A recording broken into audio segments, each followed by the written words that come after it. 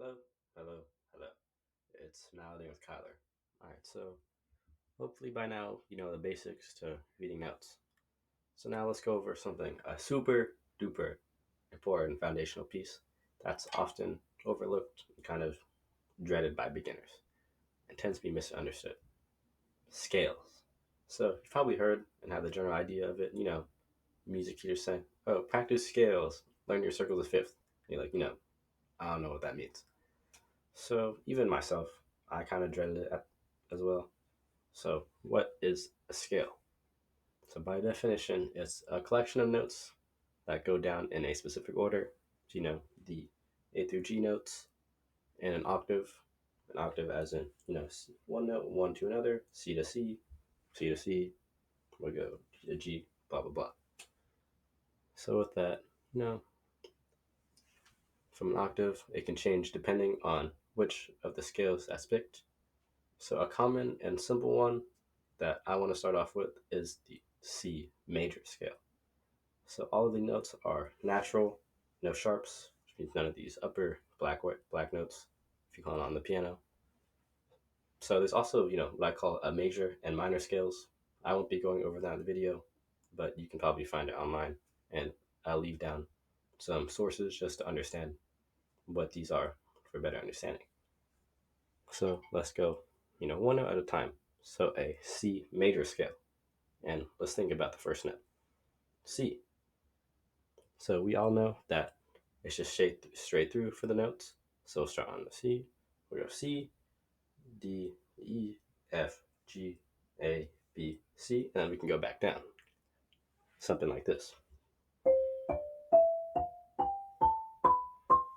Right? So then that's going up, and we can go down.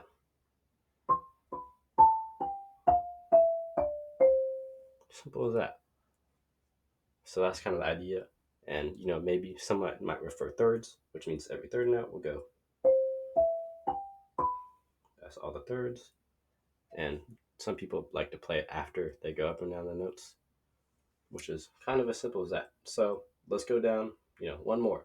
Another really common one that a lot of people go into is the B flat major scale, a very common one within music. So within this one, it has two flats that replace two of the natural notes. So the two is the B flat and the E flat. So let's go over this one at a time. So we have the B flat, C, D, E flat, F, G, A, and back to the B flat up here, down another octave. So let's just play it as we go. So go.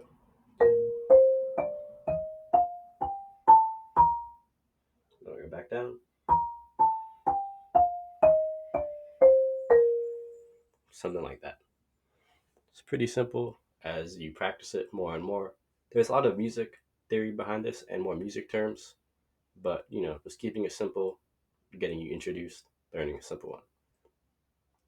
So a good way to learn it is to learn and try to understand the circle of fifths. It seems confusing when you kind of look at it, like what do these all mean? Why are there a bunch of letters? But as time goes on, get more practice with it, and eventually, hopefully, it'll just become, second nature to you. So we can go back and look at the two scales that we went over, the C major and the B major scale. So don't feel like you have to play it super fast. You kind of just want to break it down, one at a time. No need to rush. Just make sure we play the proper technique. Yeah, so with that, we don't have to go super fast. We kind of just want to make sure we're playing this with proper technique. So don't feel like you have to play super fast speed. Just make sure to break it down one note at a time. No need to rush. We want to make sure we get close to the center of the bar or resonator. Make sure we have our loose wrist, just relaxed, controlled, and consistent noise. So like we talked about in previous videos, if you have watched it, I've referenced those before, but let's just go over a C major scale once again. So starting in a ready position over the notes, we start with our C and put our other one over the D, just so that we know what's the next note. So we want to go slow and make sure we can reach over each other. Then as we go up, we can go back down, Some people like it again, making sure we have consistent sound and hitting the same spot every time. So as we do that, we want to make sure we practice sticking between the notes, trying to avoid any consecutive hand hits when unneeded. And we did start off slow, but you can incorporate more speed once you get used to it. And next thing you know, it'll be muscle memory. And someone will be like, boom, play a C major scale. And you can do it right away. But of course, practice with the metronome if you can, and to the tempo of your comfort. So some people may wonder, why do I need to know this? Just read the damn note. Well, scales help to learn and, become more comfortable within your instrument, and not just in mouths, but music and other instruments as well. As you build your muscle memory, it can make reading sheet music easier. There's a key signature at the beginning of each piece. Look at it. And once you learn these, you can play the scale, and your brain will automatically just filter out which notes to play and which notes to avoid. I mean, scales are everywhere in music. All these fancy solos that these instruments do? They all stem from a base of scales and chords. So now that you know the basics of what a scale is, maybe how to play it, and just learning two of the simple ones and its relevance, go practice it. So thanks for tuning in with me.